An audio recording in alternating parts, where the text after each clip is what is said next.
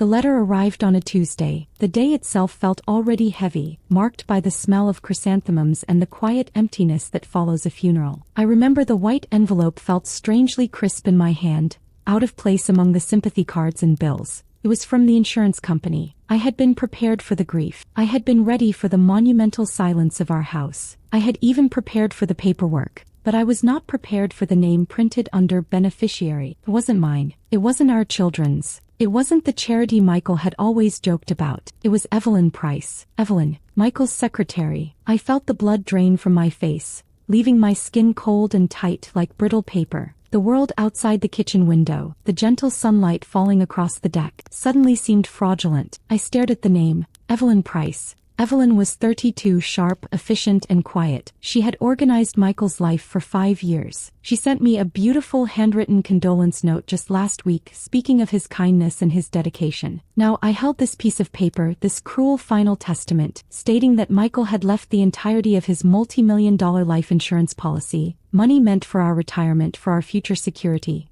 to her. I thought of her dark, polite eyes. I thought of the faint scent of gardenia I always caught on her when she came to the house for an occasional late meeting. I thought of the 5 years of shared hushed phone calls and late nights. Grief did not turn to anger. It turned to a cold, destructive certainty. I had been betrayed not just by a man who had died, but by a ghost who had lied for decades. The man I buried was not the man I had married. I dropped the letter onto the worn oak table. The sound it made was slight, yet it felt louder than the funeral bells. The shock was not that he had cheated. The shock was that he had sealed the lie with my financial ruin. Our life was built on a foundation of comforting routine. Michael and I had been married for 35 years. We raised 2 good children, Mark and Clara, both now grown and successful. We lived in the same colonial house where we had brought our babies home from the hospital. Michael was an architect, a partner in a respected local firm. He was steady, quiet, often lost in thought, the kind of man who communicated more through a warm hand on your shoulder than through grand speeches. I ran a small interior design consultancy from a sunny second-floor office. I specialized in making homes feel safe, functional, and deeply loved. Our evenings were always the same. Dinner around 7, the newspaper spread between us,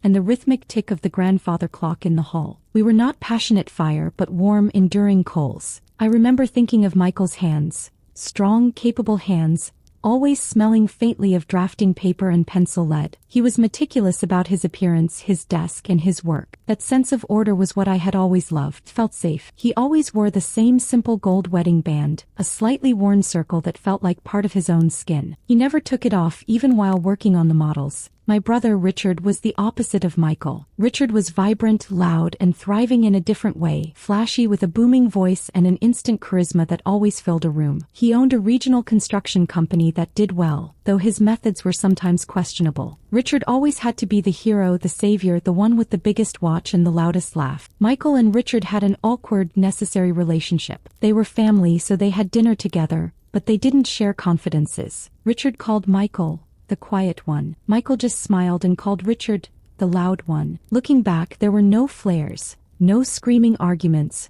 no dramatic late-night returns that signaled Michael's infidelity. It was all a slow, silent erosion, hidden beneath the surface of the reliable life we had built. I felt a slight unease sometimes, a flicker of doubt, when Evelyn, his secretary, would call late. "Just a deadline, honey," Michael would murmur, pulling the phone away from his ear. "Evelyn's just checking the final specs." I always believed him. Why wouldn't I? Trust was the air we breathed. But now, staring at the insurance form, I realized trust was only the illusion he had carefully constructed to keep his 2 lives separate. The lie had been airtight. The betrayal was complete. And I was left, a widow, not only mourning a husband but mourning the entire reality I thought I had lived. The rage didn't come immediately. It took root slowly, growing from the tiny seed of that name on the page. Evelyn Price. I called the insurance company the next morning. My hands shook so hard I had to hold the phone against my chest to steady my voice. "I think there's been a mistake," I said, my voice sounding unnaturally high and thin. "Regarding Michael's policy, the beneficiary." The woman on the other end was professionally sympathetic. "Mrs. Harrison, I assure you there's no mistake. The last form was updated and signed by Mr. Harrison himself 5 years ago. It names Ms. Evelyn Price as the sole beneficiary." 5 years ago. That was precisely when Evelyn had started working for him. I hung up, feeling dizzy. I walked through the house, touching the familiar surfaces, the cool marble of the counter, the smooth, dark wood of Michael's favorite armchair. Every object now felt like a prop in a play I hadn't known I was performing in. I didn't tell my children. Not yet. How do you say to your children that their deeply respected, recently deceased father likely had a secret life and financially ruined their mother? I needed proof. Solid proof. Before I shredded their memories of him, I focused my suspicion on Evelyn. She was the other woman, the calculated, patient mistress who had waited for her payoff. I drove to Michael's old office building. It was Sunday. The parking lot was empty. The lights were out. I just sat there looking up at the 5th floor where Michael had spent most of his waking life. The building felt like a cold, silent vault, holding the keys to my lost years. It was then that I started remembering the small things. The new, expensive gold bracelet Michael had said he bought for a client's wife. The time he was strangely vague about taking a week off by himself to clear his head 5 years ago, the same year the form was changed. And always, Evelyn. She never seemed flirtatious. She was too calm, too professional. I had even liked her. She was the one who reminded Michael to take his lunch, who called me when he forgot his glasses. Was that all part of the act? The perfect secretary masking the perfect mistress? I went home. I searched through Michael's desk in the small study. It was spotless, organized to the millimeter. I went through file folders, checkbooks, and old letters. Nothing. He had been meticulous in his affairs in every sense of the word. Defeated, I sat back in his leather chair. I felt a tremor of true despair. Not only was the man I loved gone, but he had replaced me with a stranger and left me bankrupt. I was ready to call my lawyer to start the legal battle, the messy public fight against Evelyn Price. That's when I heard the soft thump at the front door. Not a knock, just a slight sound. I walked to the door and looked through the peephole. A small, square, unaddressed manila envelope lay on the welcome mat. I opened the door just enough to snatch it up. It was heavy and it smelled faintly of gardenia. Evelyn. I tore it open. Inside there was a single folded sheet of crisp white paper. And tucked into the fold was a worn, tarnished gold wedding band. Not Michael's, but exactly like it. The note was written in that perfect, clean handwriting I recognized from Michael's appointment book. Simply read, "It was never about love. Ask Richard about the warehouse fire in '92. My brother Richard. My perfect, booming, heroic brother. The wedding band. The other ring. The name Evelyn Price. The 5 years of silence." The shock wasn't a crack. It was a complete, silent implosion. The note, tucked beside a cheap, tarnished gold band identical to Michael's, felt like an electric shock. It was never about love. Ask Richard about the warehouse fire in '92. I sat in Michael's chair, the scent of his cologne still clinging faintly to the leather, and stared at the words. Grief and anger were instantly superseded by a cold, calculating fear. This wasn't about a mistress trying to secure a future. This was about a secret, a crime, a transaction. And the name involved was not a stranger but my own brother, Richard. Richard, my big brother. The one who always bought the biggest round of drinks and told the loudest stories. The one who, 25 years ago, nearly lost everything when the central warehouse of his new ambitious construction company burned to the ground. I remembered it vividly. It was a local tragedy that became Richard's legend. He claimed a faulty electrical wire, the insurance paid out handsomely, and he rebuilt bigger and faster. He was hailed as a local hero. A man who beat the odds. I never questioned it. Why would I? He was my brother. I looked at the gold band. It wasn't Michael's wedding ring. It was a duplicate. A cheap, tarnished copy. Why would Evelyn have it? And why would she connect Michael, Richard, and the fire? My first instinct was to call Richard. But the calm, reflective part of me, the part that had navigated 3 decades of marriage and a busy design career, told me to pause. The note was a warning. It meant Richard was dangerous and Michael was compromised. I decided to start with the public record. Richard's company, Sterling Builders, was still active. The fire had happened in the industrial district near the old docks. I pulled up old newspaper archives online. The articles were sparse, just quick reports of the blaze,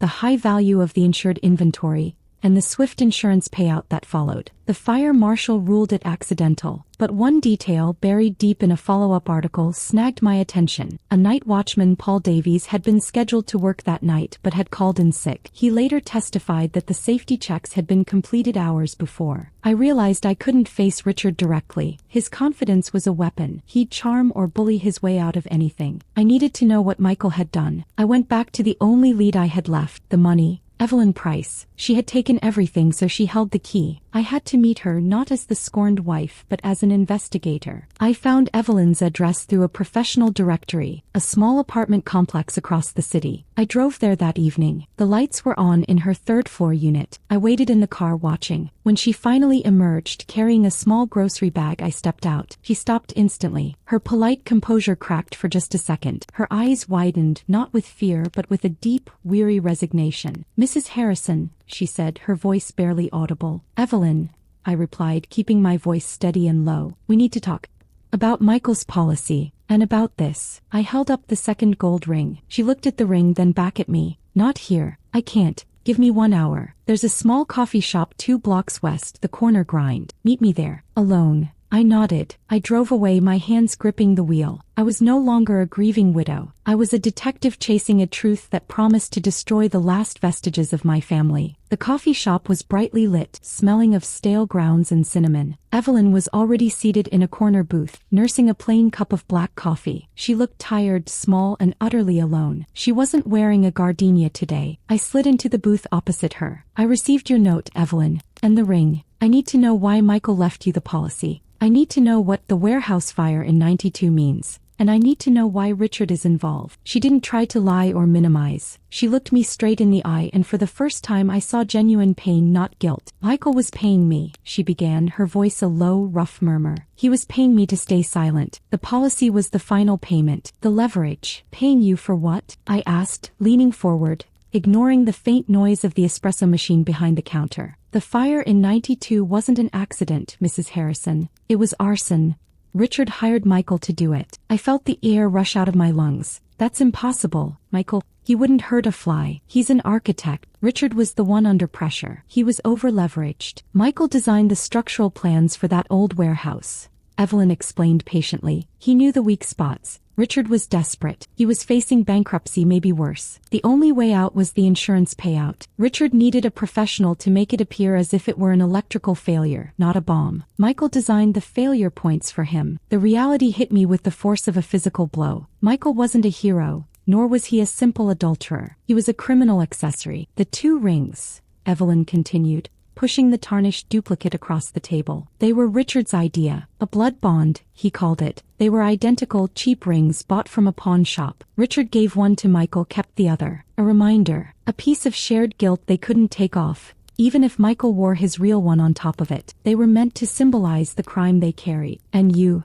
I whispered, "where do you fit into this nightmare?" Evelyn closed her eyes briefly. "I found out 5 years ago. I was organizing Michael's private files for a massive government audit. I found a second, sealed ledger. It detailed payments. Not mine, but large, irregular payments Michael was making to Richard. Money Michael had been blackmailing Richard for, ever since the fire. Richard was supposed to be paying Michael for the risk Michael took, but Richard was chronically late, constantly pleading poverty. So Michael was blackmailing my brother? No," Evelyn corrected me, looking directly at the tarnish on the ring. "Michael stopped the payments to Richard after a year. He realized Richard was unreliable. That's when Michael decided to save himself. Richard thought the debt was settled, but Michael kept the evidence." She paused, taking a ragged breath. "I was only Michael's secretary. I was working late one night when Michael's brother, Richard, burst into the office, furious, demanding the ledger back. Richard didn't know I was there organizing files. I heard everything. Richard threatened to go to the authorities, to expose Michael for the arson if Michael didn't hand over his leverage, the secret copy of the fire marshal's report Michael had kept. But Michael died," I said, trying to make the facts align. "He did," Evelyn confirmed, her voice cracking. "But the blackmail had flipped. Richard hadn't been paying Michael. Michael had been paying Richard for the past 3 years, to keep the crime silent." "Why did Michael give you the policy, Evelyn? Why not just give you the evidence?" I demanded. "Because I knew, Mrs. Harrison," she said, finally dropping her professionalism. "I knew everything. I knew about the ledger. I knew about the fire. And I knew that when Richard found out Michael was dead, he would come for the ledger and the evidence. He would erase the crime completely. Michael gave me the policy to ensure my silence and protection. It was payment for holding the truth and the evidence of Richard's guilt until the statute of limitations was up. If anything happened to me, the evidence was with my lawyer. Michael was saving himself, but he was also protecting you and your children from the truth about Richard." "And what evidence is that, exactly?" Evelyn reached into her bag. She didn't pull out a ledger. She pulled out a small, worn photograph. It wasn't a photo of the fire. It was a photo of Michael standing next to Richard, smiling on the warehouse roof. Michael was holding a jerrycan. I stared at the photograph. The image was grainy, yellowed by time. Richard, booming and confident even then, his arms slung around Michael's shoulder. They stood on a dark roof, the silhouette of the old docks in the background. Michael was holding a red jerrycan. They were smiling, a criminal's smile. It wasn't just evidence of arson. It was evidence of collusion. It proved Michael was an active participant, not just a planner. "This is the evidence Michael kept," Evelyn said quietly, taking the photo back and tucking it into a small, folded plastic sleeve. It was in a fireproof safe deposit box, along with a written confession detailing the plan. "The policy wasn't for blackmail, Mrs. Harrison. It was hush money and protection for me." She explained that 5 years ago, Richard, realizing Michael had the proof, started threatening to turn himself in on Michael, counting on Michael's fear of public ruin. The tables had turned. Richard was now blackmailing Michael. Michael was terrified, Evelyn continued, not of jail but of the social consequence. Losing his reputation, losing you. He started paying Richard monthly to keep the crime silent. It was crippling him financially, but Richard was like a parasite. He kept demanding more. "And that's why he changed the policy?" I asked, the words tasting like ash. "To pay you off for knowing the secret of the man who was paying Richard off?" "Yes," she confirmed. Michael knew he was dying. He had been diagnosed 6 months ago, privately. He knew the payments couldn't stop, or Richard would expose him and ruin your life and the children's. Michael couldn't go to the police because of the photograph. He couldn't trust his family. So he came to me. Evelyn reached into her bag again and pulled out a worn leather-bound ledger. "This is the second ledger. It details every payment Michael made to Richard over the last 3 years. And it includes the full transfer details for the life insurance policy to me. It's all there, the paper trail of Richard's greed. The sheer audacity of my brother's hypocrisy made my stomach turn. Richard, the local hero and family patriarch, was draining Michael dry to hide his long-ago crime. And Michael, my steady, quiet husband, chose to be blackmailed rather than admit his single devastating moral failure. So Michael's final act wasn't betrayal, I mused. The bitterness suddenly tinged with a strange, cold understanding. He was panic. He died trying to keep your mouth shut to protect Richard's secret, so Richard couldn't expose Michael and destroy my life. He said he couldn't bear to leave you with the shame, Mrs. Harrison," Evelyn whispered. "He said you deserved peace. The money was my silence fee. My lawyer has the full confession. If Richard ever tries to touch me or denies the fire, it goes straight to the authority." I felt a monumental shift in my grief. I wasn't mourning an adulterer who stole my money. I was mourning a coward who died carrying a 20-year-old secret, leaving me to clean up his mess. I looked at Evelyn, the mistress, the woman I had silently condemned. She was a victim too, a reluctant keeper of a toxic secret. "What do you want now, Evelyn?" "Nothing," she said, pushing the ledger across the table. "I have the policy. I kept my promise to Michael. But you deserve the truth about your brother. Michael said Richard was dangerous. If he knows you have this, you need to be careful." I picked up the ledger. The cool leather felt heavy with criminal secrets. My next stop was Richard.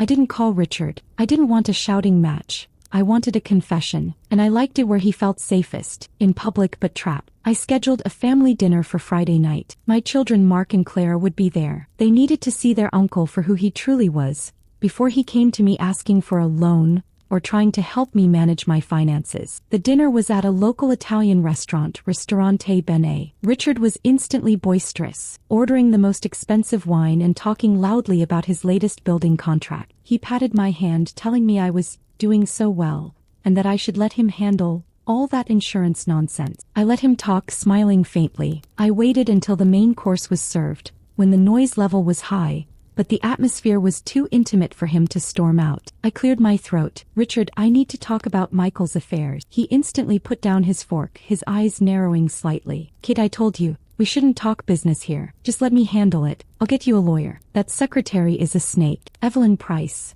I said, my voice clear and calm. "She's not a snake, Richard. She's a witness." His face went instantly still. The booming color drained away, leaving a strange, waxy pallor. "I don't know what you're talking about, Kate." "The life insurance policy," I continued, ignoring the confusion of Mark and Clara. "The full policy went to Evelyn. You seem very concerned about it. Why? Is it because you were afraid she knew about the blackmail?" Richard laughed, a high, forced sound. "Blackmail? Kate darling, you're grieving. That woman has clearly filled your head with nonsense to cover her theft. I reached into my handbag, pulling out the small worn plastic sleeve. I slid the photograph across the white tablecloth. It landed directly beside his wine glass. Tell me about the warehouse fire in '92, Richard, I asked. Tell me about the payments you were demanding from Michael. Tell me about the blood bond you forced him into, and why he's holding a jerrycan in this picture. Richard didn't even look at the photo. His eyes were glued to my face, filled with a sudden animalistic panic. He knew the photo was real. He knew the game was over. He lunged across the table. Not for me, but for the photo. His hand missed, knocking over the wine glass. Red wine instantly spread across the white linen,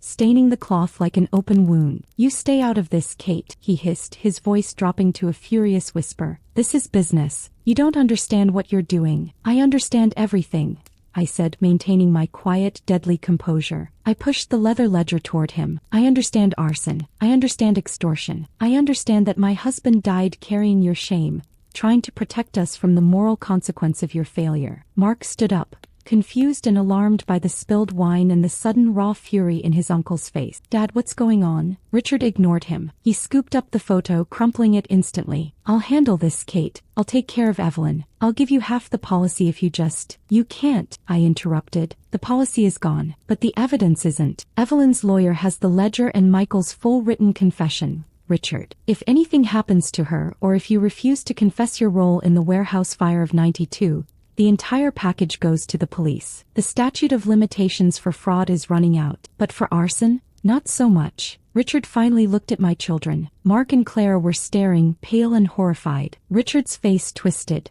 caught between fury and absolute defeat. He didn't try to deny the truth to them. He slammed his fist on the table and stood up, knocking his chair over. You've always been too smart for your own good, Kate, he spat, then turned and walked out of the restaurant, stepping over the broken chair and leaving the spreading wine stain behind him. The silence that fell over the table after Richard fled was absolute, broken only by the drip of red wine from the tablecloth onto the carpet. Mark and Clara didn't speak. They stared at the stain, then at me. Mom, Mark finally managed, his voice hollow. What was that about? Arson. I looked at my children, the adults I had spent decades protecting from the ugliness of the world. It was time for the truth, however painful. It was about money, I said, my voice barely a thread but steady. And cowardice. 25 years ago, Richard was bankrupt. He burned down his warehouse for the insurance money. Your father, Michael, was an accessory. He designed the fire to look like an accident. Clara put her face in her hands. Dad was a criminal. He made one devastating mistake, I corrected, feeling the immense weight of parsing Michael's life. And Richard used that mistake to control him for years. Richard has been blackmailing your father, demanding money, draining our finances. The life insurance policy wasn't for a mistress. It was hush money for Michael's secretary, Evelyn,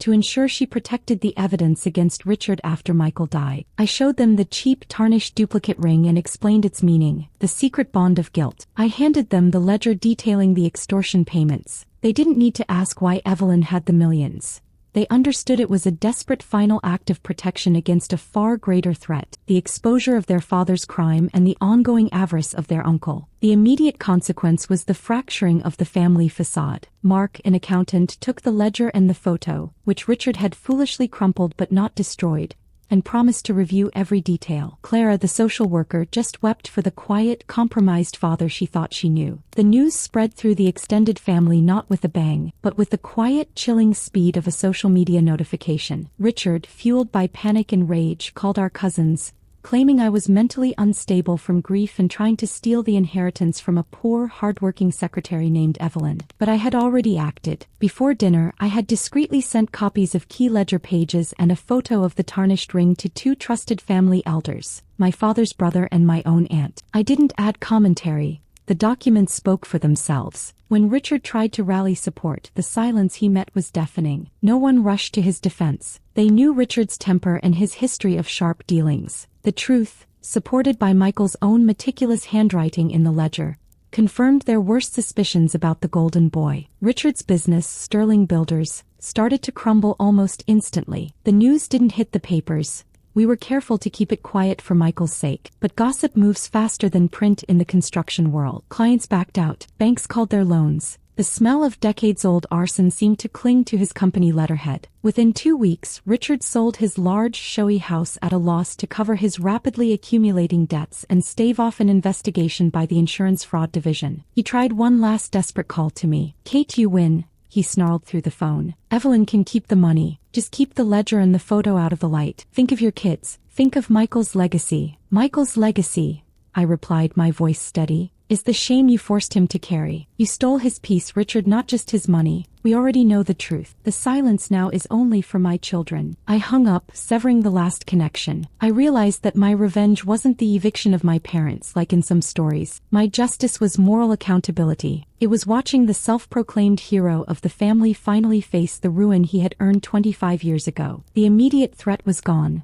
but the healing had yet to begin. I had money now. Or rather, Evelyn did, and she was silent. But I had lost a husband to a shadow and a brother to greed. The house felt heavier than ever, saturated with the history of Michael's fear and my own blind faith. I needed to move forward, not just financially but emotionally. I needed to find a way to honor the honest man Michael had been, without forgetting the secret he had kept. After Richard's collapse, a profound, heavy silence settled over my life. The screaming was over, the lies exposed, but the damage was permanent. I was financially secure, thanks to Evelyn's silence, but emotionally bankrupt. I felt like a museum curator, left alone in a vast hall to catalog the broken pieces of a life I thought I knew. I contacted Evelyn 1 week later. She was still Michael's secretary, working quietly under the new management team. I asked her to meet me at my house. I needed to see her outside of the clinical setting of a coffee shop. She arrived wearing a simple black dress, carrying a small, worn leather briefcase. She looked healthier now, free from the daily tension of keeping Michael's secret. We sat in the living room. The afternoon light was soft. I offered her tea. She accepted water. There was a quiet intimacy between us, forged by shared, terrible knowledge. "I need to thank you, Evelyn,"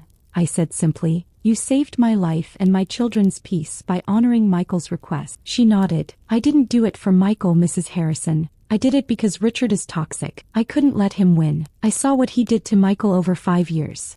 The anxiety, the dread. Michael gave me the policy so I could disappear, so I wouldn't be blackmailed next." "And the evidence?" I asked. "The original ledger and the confession?" "They're secured," she confirmed. "My lawyer knows the instructions. If Richard tries to raise the issue again or if I go missing, the police get the package. It's a closed loop." I then had to ask the most challenging question. "Were you in love with him, Evelyn?" She didn't flinch. She took a slow sip of water. "I respected him, Mrs. Harrison. I saw his goodness and I saw his shame. I saw a man who made one terrible mistake for his family, for your brother Richard, and spent his entire life paying for it. I saw his slow, agonizing defeat. I felt pity, and then I felt protective of his few good choices, like protecting you and the children.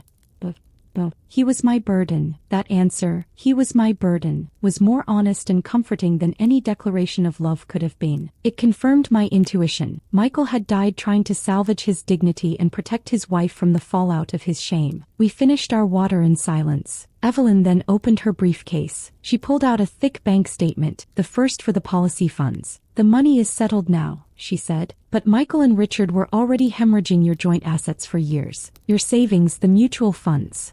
They're gone. Richard took everything Michael could spare." He pushed the statement across to me. "I want you to take half of the policy, not as a gift but as restitution. Michael stole your security to save his secret. I won't benefit from his crime against you." I shook my head. "Evelyn, that money is legally yours. It's your protection. I won't take it." "You don't understand," she insisted, her voice rising slightly with intensity. "This money is protection. For both of us. If I disappear into this wealth, Richard will never find me. If I keep all of it, it keeps the suspicion on me, but it doesn't heal the immense wrong done to you. You deserve the ability to live your life free from the wreckage of their crime. Take this, pay off your house, secure your future. It's the only way for Michael's final act to mean something good." Her honesty was overwhelming. It wasn't about money. It was about justice and closure. It was about 2 women betrayed by the men in their lives, finally acting with integrity. I finally nodded. "Thank you, Evelyn. I accept the restitution, not the gift." The transaction was handled quietly and efficiently by lawyers over the next few weeks. I received a significant portion of the life insurance policy,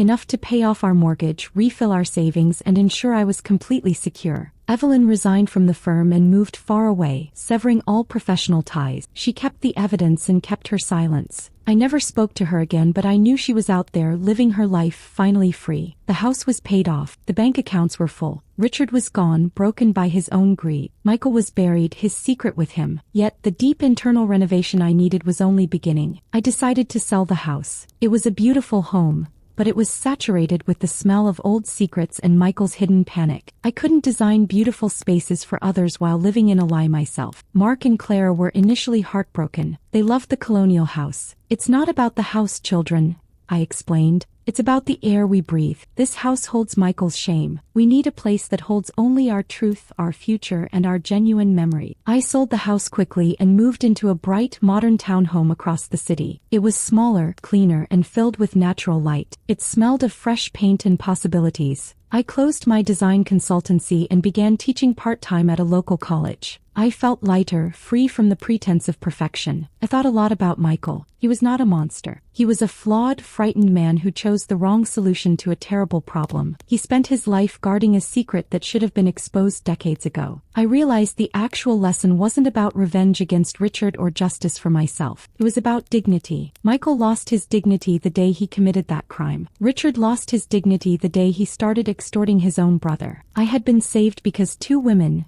Evelyn and I, chose dignity over self-interest. Evelyn chose moral clarity over safety, and I decided the painful truth over a comforting lie. My children struggled for a time. The truth about their father was difficult to reconcile with the man who taught them to ride bikes and helped with their homework. But they found their own peace. They learned that love can coexist with human imperfection and that integrity is the hardest virtue to keep. Years later, I was walking on a beach watching the waves come in, a place Michael and I used to visit. I reached into my pocket and pulled out the tarnished gold band, the blood bond of guilt. I held it for a moment, thinking of Michael and Richard and the heavy price of dishonesty. I threw the ring into the ocean. It was small, tarnished, and it sank instantly. It wasn't a gesture of anger, but of final release. The secret had been exposed, the damage controlled, and the tide had washed away the fear. I was free. I was finally, truly free. When I started cataloging the end of my life with Michael, I thought the pain would destroy me. I thought the betrayal was by a mistress, a simple infidelity. Instead, I uncovered a decades-old crime that poisoned my entire family. And I found an unlikely ally in the woman who was meant to be my antagonist. I learned that the most profound betrayal is rarely what you see on the surface. It's the hidden weakness, the cowardice masked as competence, the greed of the people you trust the most. And sometimes justice doesn't look like handcuffs or a jail cell. It seems like a quiet, dignified truth. Setting yourself free from the fear and the pretense seems like setting yourself free from the fear and the pretense. I made peace with Michael's memory. I chose to remember the man who, in his final, terrified moments, decided to protect my future. I decided to leave the rage behind and step into the sunlight. Would you have done what I did? Would you have risked exposing your brother's crime to secure your own peace, even knowing it would tarnish your husband's legacy? Tell me in the comments. And if you're looking for strength to face your own quiet family battles, subscribe and join our community. We share new stories every week.